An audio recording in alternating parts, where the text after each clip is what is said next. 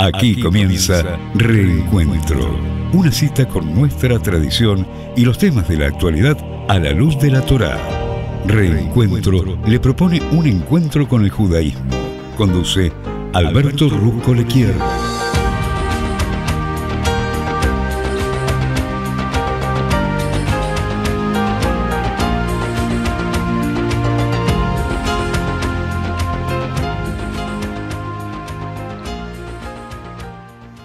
Muy buenas tardes, aquí Alberto Rusco Lequier. Los saludo nuevamente y les agradece, por supuesto, por estar conmigo en este encuentro que edita el Reencuentro, un programa que hacemos aquí desde la querida Radio High, desde la ciudad de Buenos Aires hacia todo el mundo. Gracias por estar compartiendo conmigo para que la invitación a beber en los exquisitos e inagotables manantiales de sabiduría de la Torá sea una realidad y salgamos de este encuentro mucho, pero mucho más ricos que cuando lo hemos comenzado. Bien, en este día, que es un día muy especial, que corresponde al día 7 del mes de Tishrei, del año 5784 del calendario hebreo, estamos hablando de que es un día especial. Primero, porque ya nos estamos acercando al Shabbat, y porque el próximo lunes, en realidad comienza técnicamente el Yom Kippur el próximo lunes a la noche. Bueno, el horario para prender velas de Shabbat hoy en la ciudad de Buenos Aires está establecido a las 18 horas 32 minutos y el Shabbat termina el día sábado, mañana a las 19 horas 28 minutos. Ahora, el horario para prender velas de Yom Kippur es el domingo a las 18 horas 34 minutos y el Kippur termina el lunes a las 19 horas 30 minutos. ¿Sabes que este Shabbat se conoce con dos nombres? Por un lado, Shabbat Shuvah, y también con el nombre de Shabbat Teshuvah. Claro, el nombre Shabbat proviene de las palabras iniciales de la Haftará de esta semana, que dice Shuvah Israel, que quiere decir regresa, oh Israel.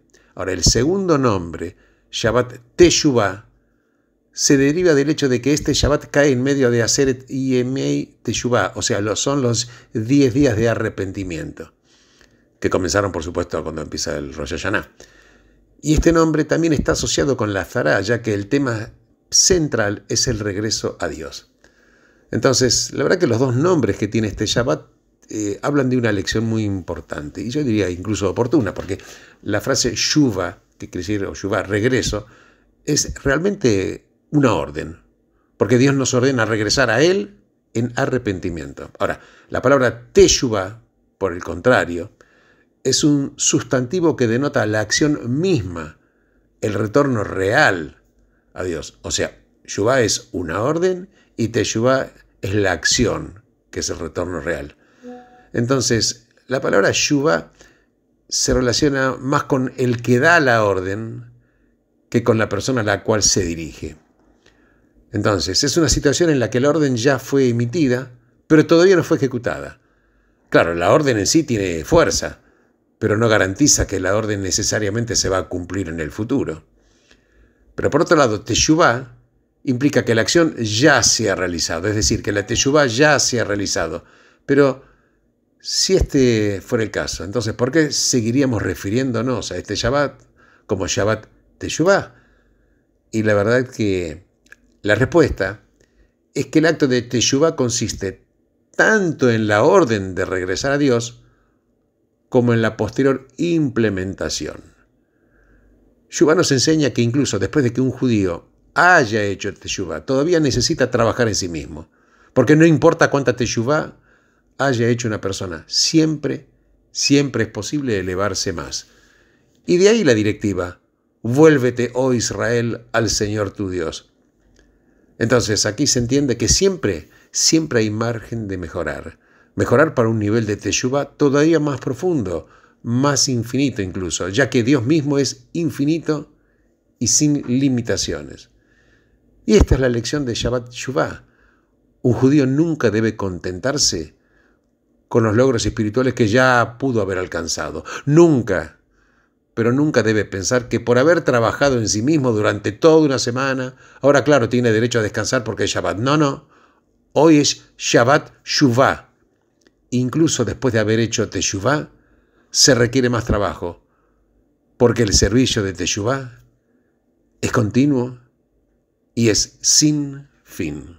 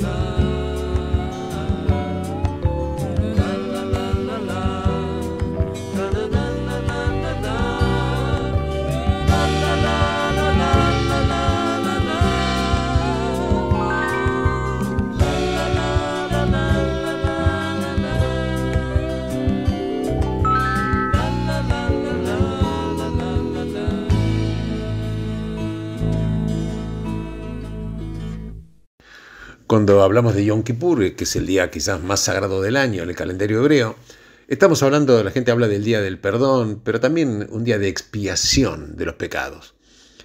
Claro, con respecto a la expiación de los pecados y Yom Kippur, pues es que hay una discusión muy interesante en el Talmud. Porque los sabios dicen que el propio día de Yom Kippur expía solamente a los retornantes. Pero Rabbi Yehuda disiente y sostiene que tanto haya hecho teshuvá, o sea, una persona se haya arrepentido y retornado a Dios, y su camino de vida o no se haya arrepentido, el día de Yom Kippur expía porque el propio día expía. Entonces, la conclusión se define como los sabios.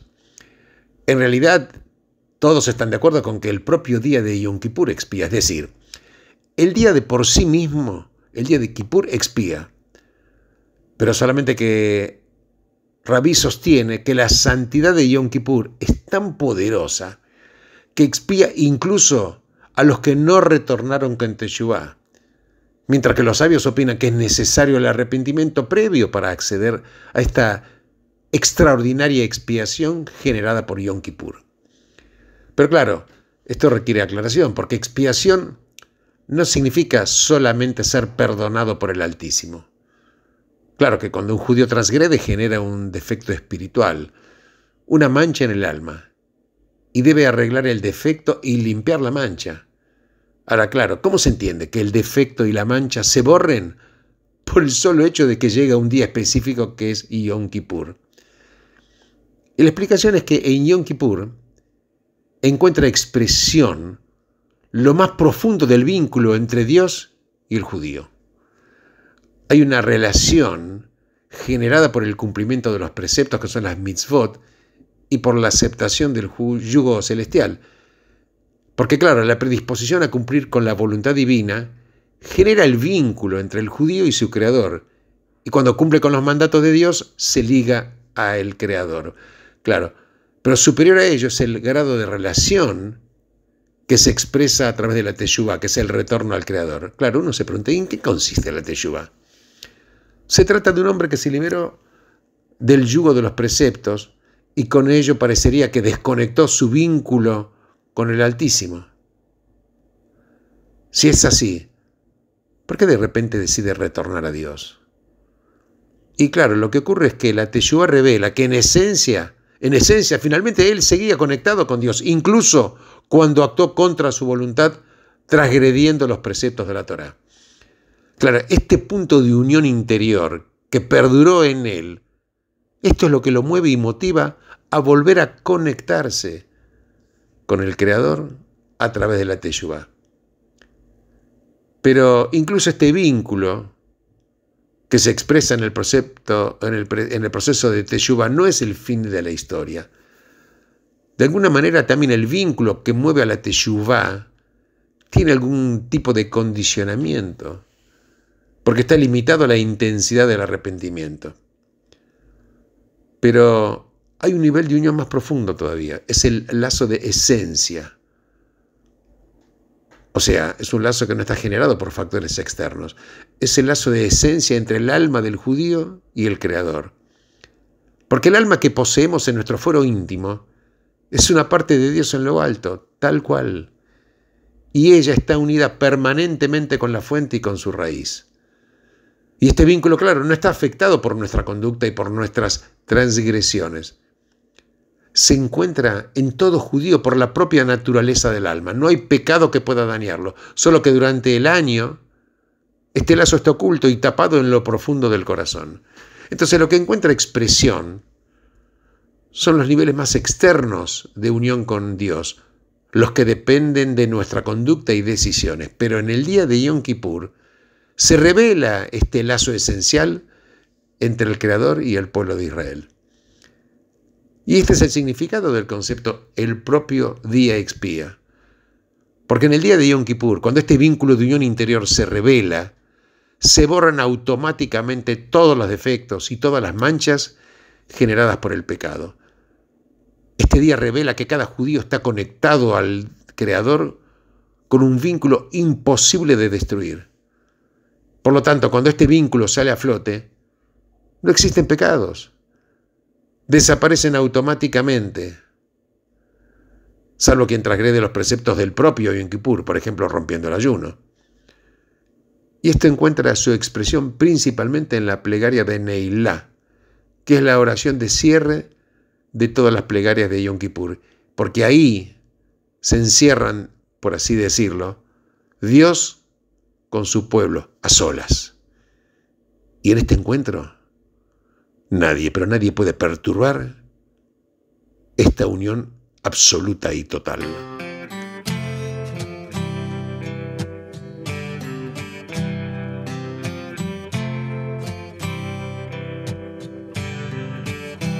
האהבה כואבת לי וזה כאב שאין לו כבר מקום אצלי בלב צפוף בכל דבר שלא ממש נחוץ לי מיותר ולא נחוץ לי עוד כעת לזכור שאחרי החום מגיע קור שרוך נמתח ומתקשח וכופר והיפה לא לתמיד נשאר יפה והירוק המלבלב הלא ייבול כי בכיוון אחד הולך הכל האהבה כואבת לי וזה כאב שאין לו כבר מקום אצלי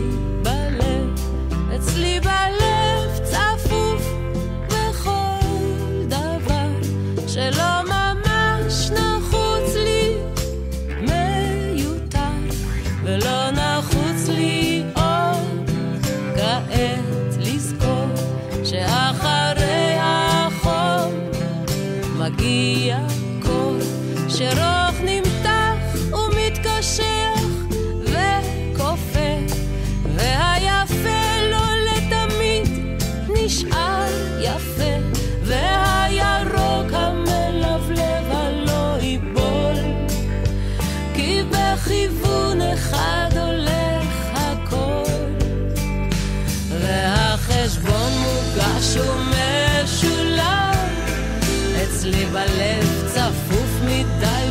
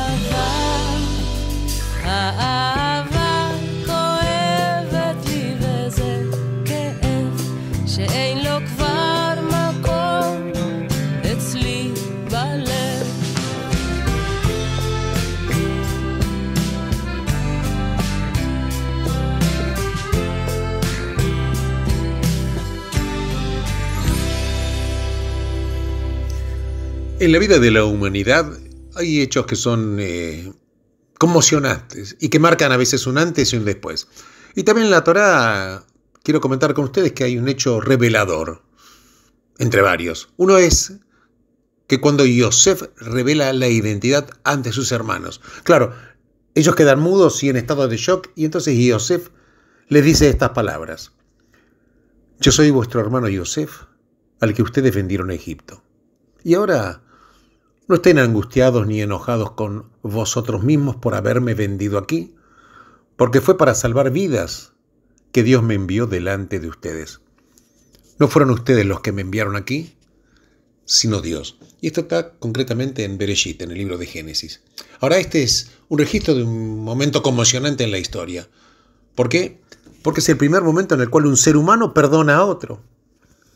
La verdad que hay una enseñanza que dice que Dios había otorgado un perdón antes de este episodio, pero no siguiendo el sentido llano del texto. Por ejemplo, el perdón brilla por su ausencia en los relatos del diluvio, en la Torre de Babel, en Sodoma. Cuando Abraham, por ejemplo, reza en favor del pueblo de Sodoma, no le pidió a Dios que lo perdone. Él pidió que la propuesta de él se refería a la justicia, no al perdón. Y dice, quizás habría personas inocentes allí, 50 o al menos 10 justos. Habría sido injusto que murieran. Entonces lo meritorio sería salvarlos. Así dice Abraham. Pero claro, eso es totalmente diferente a pedirle a Dios que los perdone. Pero en cambio Yosef perdonó. ¿Sabes que esta es la primera vez en la historia? Y aquí podemos decir que nace el perdón. Pero la Torá da a entender que los hermanos no entienden totalmente el significado de las palabras, porque él no pronuncia explícitamente la palabra perdonar. Les dijo que no se angustiaran, porque le dice, no fueron ustedes sino Dios. Entonces les dijo que su acción resultó de alguna manera positiva, pero en teoría todo esto sería compatible con hallarlos culpables y merecedores del castigo. Es por eso que la Torá cuenta otro evento años más tarde, después de la muerte de Jacob. Los hermanos piden tener una reunión con Yosef, temiendo que ahora él se vengara. Y por eso prepararon este relato que dice, enviaron un mensaje a Yosef diciendo, tu padre dejó estas instrucciones antes de morir. Esto es lo que deben decirle a Yosef. Pido que él los perdone por los pecados y maltratos que han cometido. Ahora, por favor, perdona los pecados de los servidores del Dios de vuestro padre. Cuando recibió el mensaje, Yosef lloró. Esto está escrito en el Génesis también. Lo que ellos dijeron fue una mentira piadosa, pero Yosef entendió por qué fue. Los hermanos usaron la palabra perdonar, y es la primera vez que aparece en la Torá, porque todavía no tenían la certeza de lo que quiso decir Yosef. ¿Es posible que alguien que haya sido vendido como esclavo pueda perdonar? Yosef lloró porque sus hermanos no lograron comprender que él los había perdonado tiempo atrás. No estaba enojado Yosef, no estaba resentido ni con deseo de venganza. Él había dominado las emociones y reformulado la comprensión de los hechos. Claro, el perdón no aparece en todas las culturas. No es una cualidad humana universal, ni siquiera es un imperativo biológico. Y vos sabés que hay un escritor norteamericano, David Constant, que escribió un libro que se dice Antes del perdón, los orígenes de una idea moral. Y ahí precisamente Constant dice que no existía el concepto del perdón en la literatura griega antigua. Había otra cosa, muchas veces confundida con el perdón, que era el aplacamiento de la ira. Claro, cuando una persona provoca un daño a otro, la víctima se enfurece y busca vengarse. Y esto es peligroso para el causante, y podría intentar calmar a la víctima y olvidarse del asunto. Pueden esgrimirse diversas excusas, no fui yo, fue otro, o sí, bueno, fui yo, pero no lo pude evitar. Bueno, o efectivamente, sí fui yo, pero en el pasado te he hecho tanto bien que este hecho insignificante puedes dejarlo pasar. La verdad que, alternativamente, o junto con estas estrategias, el causante del dolor puede rogar, argumentar o realizar algún ritual de degradación o de humillación. Y es la manera de decirle a la víctima: mira, realmente no soy una amenaza para vos. Hay una palabra griega que se llama sugnome. A veces se traduce como perdón, pero en realidad significa exculpación o absolución. No es que te perdoné por lo que hiciste, sino que comprendo por qué lo hiciste. No pudiste evitarlo. Las circunstancias estaban fuera de tu control, o alternativamente, no tengo por qué vengarme porque, dada tu actitud, me has demostrado el respeto adecuado. Entonces mi dignidad ha sido restablecida. ¿Vos sabés que hay un ejemplo clásico de una situación de apaciguar o apaciguamiento de la ira en la Torá? El comportamiento, por ejemplo, de Jacob frente a Esav cuando se encuentran después de una larga separación. Este es el ejemplo. Jacob huye de su casa al escuchar de Raquel la intención de Esav de matarlo luego de que Isaac fallece. Claro, antes del encuentro Jacob le envía un importante obsequio de ganado y le dice: yo lo aplacaré con el obsequio que va antes de mí y después veré su rostro. Quizás me acepte. Esto está escrito en el Génesis. Entonces, cuando los hermanos se encuentran, Jacob se inclina ante Esav 7 veces. Este es un ejemplo de quizás autodegradación, pero los hermanos se abrazan, se besan y va cada uno por su camino. No porque Esav haya perdonado a Jacob, sino porque lo ha olvidado o ha sido aplacado. Vos sabés que claro, que el apaciguamiento como método de solución de conflictos existe incluso en muchos lugares y hasta incluso en el reino animal. Pero, o sea, que existen conductas de apaciguamiento que pueden ser existentes desde los orígenes de la humanidad. Pero no así el perdón. Porque precisamente este autor, Constant, ese autor norteamericano, dice que la primera vez ocurre en la Biblia hebrea y él cita el caso de Yosef. Claro, lo que no aclara es por qué. ¿Por qué perdona a Yosef? Ni por qué la idea y el concepto nacen específicamente en el judaísmo. Y la respuesta es que con el judaísmo nació una nueva moralidad. Porque el judaísmo es principalmente una ética de la culpa. A diferencia de la mayoría de los otros sistemas, que son sistemas éticos o sistemas que son la ética de la vergüenza. Una de las diferencias fundamentales entre las dos maneras de pensar es que la vergüenza queda ligada a la persona, pero la culpa está ligada al acto. En las culturas de la vergüenza, cuando una persona comete un acto reprobable, esa persona queda marcada, manchada, profanada. Pero en las culturas de la culpa, lo que está mal es el acto, no el causante, no el pecador, sino el pecado. Y entonces la persona mantiene su valor fundamental. El alma que nos has dado es pura, así decimos en los rezos. Es el acto el que debe ser corregido. Es por eso que en las culturas de la culpa hay procesos de arrepentimiento, de expiación y de perdón.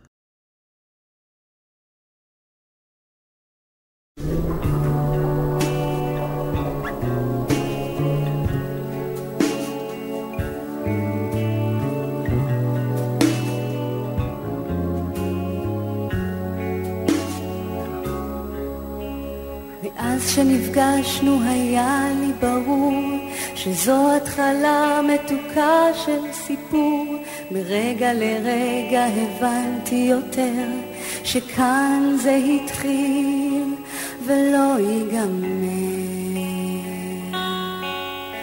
רוצה להגיד כדאי שתדע, אני בעננים כשאני לצדך, וגם ברגעים שאני לא איתך, יש מי שלנצח אוהבת אותך. ואין בעולם עוד כזאת אהבה כמו אז בתנ"ך, כמו אדם וחווה. אני רוצה שתדע זה מכאן עד הסוף, בטוב וברע אני אמשיך לאהוב. אמרי לשמיים מחצה את הים, אלך אחריך עד סוף העולם. רוצה שתדע זה מכאן עד הסוף, בטוב וברע אני אמשיך לאהוב. אמרי לשמיים מחצה את הים, אלך אחריך עד סוף העולם. כשאתה מאושר אז טוב לי בלב, ואם אתה נשבר גם לי זה כואב. אתה שמשלים בי את מה שחסר, אוסף אותי כשליבי מתפורר. הבט אליי ותראה שאני חצויה ואתה חצי השני. באש ובמים אני החומה, אתן את כולי בשבילך נשמה. ואין לעולם כזאת אהבה, כמו אז בתנ"ך, כמו אדם וחווה. אני רוצה שתדע זה מכאן עד הסוף, בטוב וברע אני אמשיך לאהוב. אמרי לשמיים מחצה את הים, אלך אחריך עד סוף העולם. רוצה שתדע זה מכאן עד הסוף, בטוב וברע אני אמשיך לאהוב. אמרי לשמיים מחצה את הים, אלך אחריך עד סוף העולם.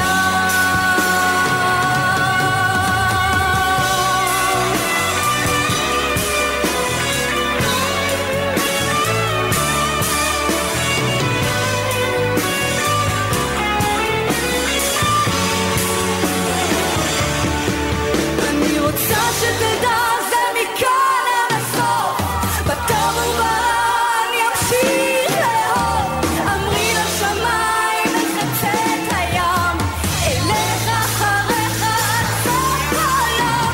רוצה שתדע זה מכאן עד הסוף, בטוב וברע אני אמשיך לאהוב. אמרי לשמיים מחצה את הים, אלך אחריך עד סוף העולם. אלך אחריך עד סוף.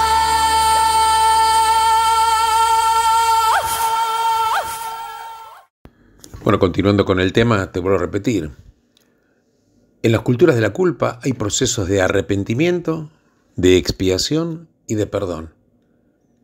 Y esto es lo que explica el comportamiento de Yosef desde que aparecieron sus hermanos en Egipto por primera vez, hasta el punto en la parashá que estamos relatando, donde revela su identidad y perdona a sus hermanos. Claro, es un caso de libro. El hecho de brindar a sus hermanos un curso de expiación, el primero en la literatura. Y Yosef le está enseñando, y la Torá nos enseña a todos nosotros, lo que es ganarse el perdón. Vamos a recordar lo ocurrido. Primero los acusa de un crimen que no han cometido. Esto lo hace Yosef a sus hermanos. Les dice que son espías. Los encarcela durante 3 días. Después toma a Simón de rehén y les dice que deben volver a su hogar y traer consigo a Benjamín, que es el hermano menor. En otras palabras, Yosef los obliga a reproducir la escena en la cual vuelven a enfrentar a su padre con la ausencia de uno de sus hermanos, que es Yosef. Fíjate qué dice entonces el libro Génesis respecto de esto. Dice, se dijeron uno al otro, ciertamente merecemos ser castigados debido al episodio de nuestro hermano. Nosotros vimos cuán angustiado estaba cuando nos rogó por su salvación, pero no quisimos escucharlo. Y es por eso que esta angustia ha descendido sobre nosotros. Ellos no advirtieron que Yosef entendía todo lo que hablaban porque estaba usando un traductor. Esta es la primera etapa del arrepentimiento. ¿Cuál es la primera etapa del arrepentimiento? Admitir que uno obró mal. Y los hermanos admitieron que obraron mal. Y luego del segundo encuentro, Yosef hace que coloquen su copa de plata en el saco de Benjamín o de Binyamin. Claro, se descubre esta prueba incriminatoria y los hermanos son traídos de vuelta. Les dicen que Binyamin o Benjamín debe ser retenido como esclavo. ¿Qué dice Génesis? El libro de Génesis dice, ¿qué podemos decir a mi señor? Replica Judá. ¿Cómo podemos demostrar su inocencia? Dios ha descubierto la culpabilidad de vuestros servidores. Somos ahora los esclavos de mi señor. Todos nosotros y el que tuvo la copa. Pues es que esta es la segunda etapa de arrepentimiento, porque por último confiesan. Entonces, más que eso, los hermanos admiten la responsabilidad colectiva. Y esto es importante, porque cuando los hermanos vendieron a Yosef, fue Judá el que lo propuso con la complicidad de todos los demás, salvo Rubén. Entonces, por último, en el momento culminante de la historia, Judá mismo dice, entonces permítame permanecer aquí como esclavo en lugar del muchacho, déjelo volver con sus hermanos. Entonces, fíjate, Judá, quien vendió a Yosef como esclavo, está dispuesto a entregarse con tal de que sea liberado su hermano Binyamin. Esto es lo que los sabios y Maimónides definen como el arrepentimiento completo. O sea, cuando las circunstancias se repiten y tiene la posibilidad de repetir la acción, pero no hace la repetición, no repite la acción. ¿Por qué? Porque cambió, ha cambiado. Entonces, ahora sí Yosef puede perdonar, porque sus hermanos, liderados por Judá, han pasado por las 3 etapas del arrepentimiento. ¿Cuáles son las 3 etapas del arrepentimiento? Primero, admitir la culpa. Segundo, confesar. Y tercero, cambiar la conducta. Repito, admitir la culpa, confesar y cambiar la conducta. El perdón solamente existe en la cultura en la que existe el arrepentimiento. Porque el mismo presupone que somos entes libres y moralmente responsables capaces de cambiar. Y específicamente cuando reconocemos que hemos hecho algo que está mal y de lo cual somos responsables y que no lo volveremos a hacer. Claro, la posibilidad de que esta transformación fuera factible, por ejemplo, en la Grecia antigua, yo diría incluso en cualquier otra cultura pagana, sencillamente no existía. Grecia, por ejemplo, era una cultura de vergüenza y honor que giraba sobre el concepto de carácter y destino. Pero el judaísmo, en cambio, es la cultura del arrepentimiento y perdón, cuyos conceptos centrales ¿cuáles son? La voluntad y la elección. La idea del perdón fue adoptada por el cristianismo, haciendo que la ética judeo-cristiana fuera el vehículo principal del perdón en la historia. Entonces, arrepentimiento y perdón no son solamente ideas entre muchas otras. Transformaron la situación humana, porque por primera vez el arrepentimiento estableció la posibilidad de no estar condenado eternamente a repetir el pasado. Pues escuchaste la importancia de esto, ¿no? No estamos condenados a eternamente a repetir el pasado, porque cuando mi arrepentimiento existe y es real, y yo cuando me arrepiento muestro que puedo cambiar, porque el futuro no está predestinado. Puedo hacer que sea distinto a lo que podría haber sido. El perdón nos libera del pasado. Rompe la irreversibilidad de la reacción y la venganza. Es el acto de deshacer lo ya hecho. Y la humanidad cambió el día que Yosef perdonó a sus hermanos. Porque cuando perdonamos y somos dignos de ser perdonados, ya no somos prisioneros del pasado. Ya no somos prisioneros del pasado.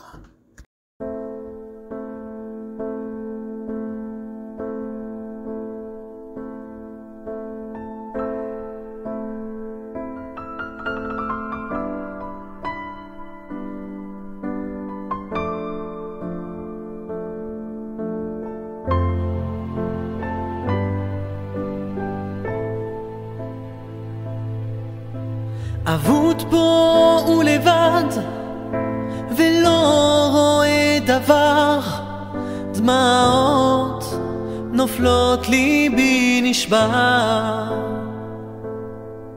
האחד והיחיד נפחת נשמתי, אנא קבל את סליחתי. תראה שיחה לכל חטאי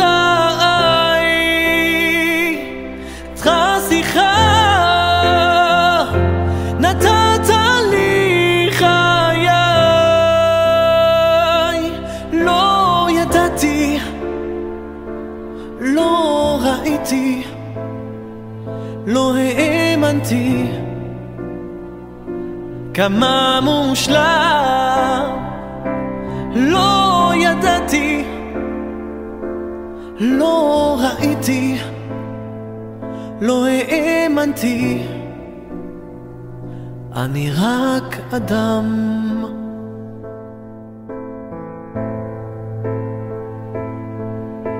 Perdu sans ta présence, aveuglé par l'ignorance, toutes mes larmes traduisent ma souffrance. Je sens ton absence, mon cœur, mon âme sans essence.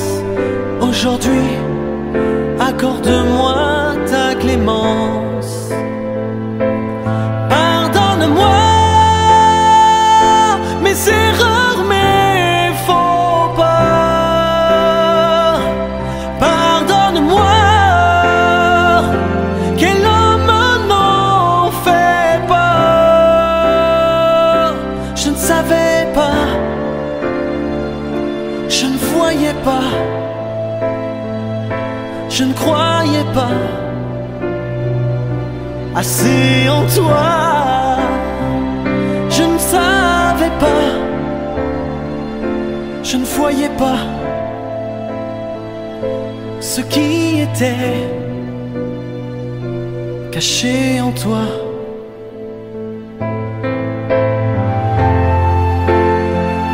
לא ידעתי, לא ראיתי, לא האמנתי כמה מושלם. לא ידעתי, לא ראיתי, לא האמנתי, אני רק אדם. לא ידעתי, לא ראיתי, לא האמנתי, אני רק אדם. Pardonne-moi mes erreurs, mes faux pas. Pardonne-moi, quel homme n'en fait pas. Je ne savais pas, je ne voyais pas, je ne croyais pas assez en toi. Je ne savais pas, lo yadati, je ne voyais pas, lo raiti, ce qui était caché en toi. Je ne savais pas, je ne voyais pas. Je t'en supplie, pardonne-moi.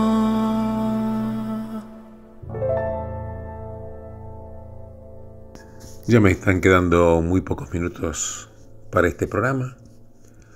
Y claro, estamos hablando de un tema tan fundamental, porque a la gente le resulta muchas veces imposible perdonar. Uno puede preguntarse, yo puedo perdonar, pero ¿qué pasa con mi padre o mi abuelo a quien asesinaron o metieron en la cárcel? Entonces, la verdad que me doy cuenta que tenemos que ser capaces de movernos desde una cultura orientada al pasado hacia una cultura orientada hacia el futuro. Porque no hay que preguntarse qué pasó con nuestros abuelos solamente. Tenemos que preguntarnos qué tipo de mundo queremos crear para nuestros nietos. Y esto no significa olvidar, no, de ninguna manera. Perdonar no significa olvidar. Significa vivir con el pasado, pero no vivir en el pasado. Porque esto es una visión orientada hacia el futuro y es la que nos permite perdonar por el bien de nuestros hijos en vez de vivir en el pasado. Yo les agradezco enormemente haber compartido conmigo este programa Reencuentro. Que tengan todos ustedes la mejor de las bendiciones, una buena inscripción que espero la hayan tenido y la hayamos tenido todos en el libro de la vida y que tengamos un buen sello, Gmar Hatimat Tova a todos, Benditos sean todos ustedes en el lugar en el cual se encuentren y Shabbat Shalom Umeboraj. Nos volveremos a reencontrar, Dios mediante, la próxima semana.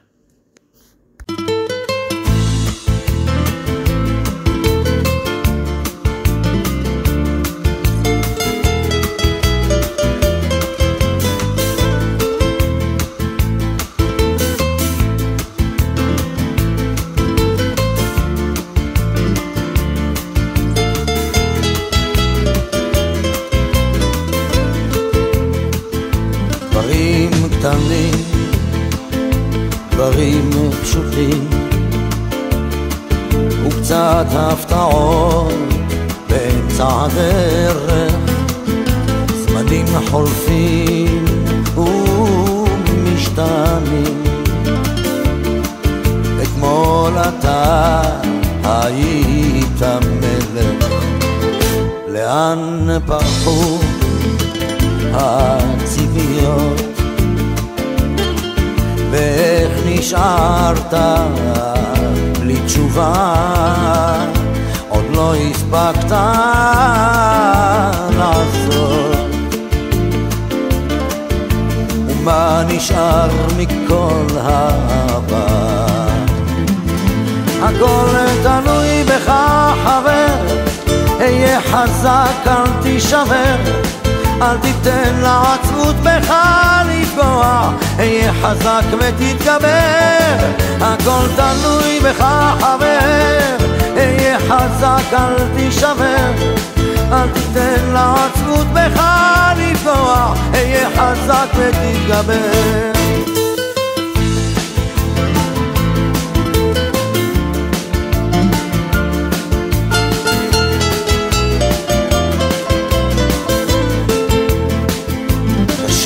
לראות, אך לפעמים גלגל נסגר באמצע הסיפור, ואין כבר כוח לגופך יותר למשוך. יכולת לוותר אבל לך אסור.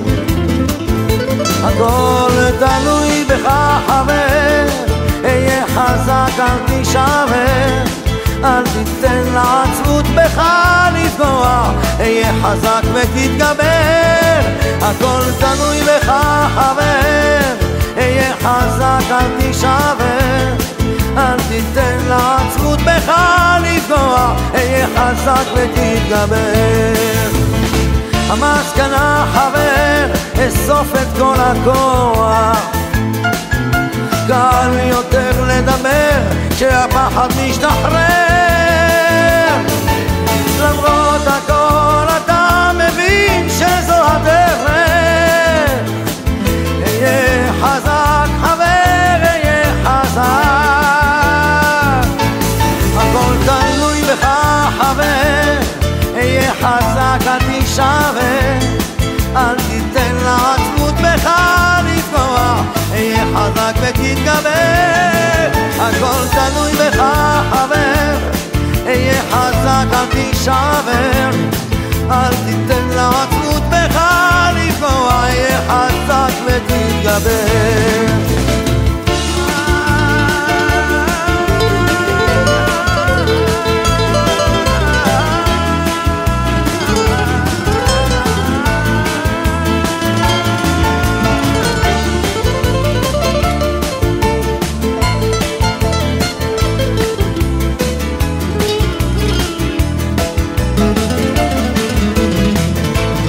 הכל תלוי בך חבר, היה חזק אל תישבר, אל תיתן לעצמות בך לפגוע, היה חזק ותתגבר.